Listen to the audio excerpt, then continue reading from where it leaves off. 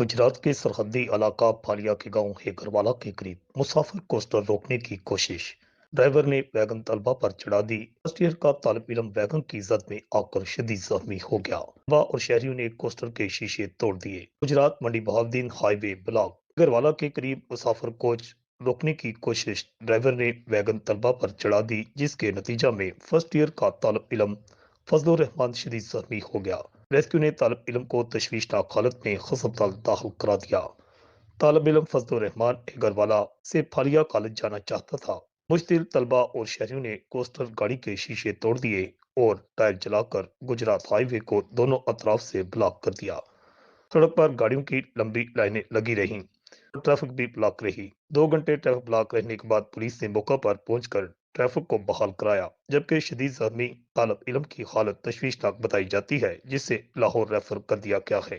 Report Al हिजाज news, Gujarat.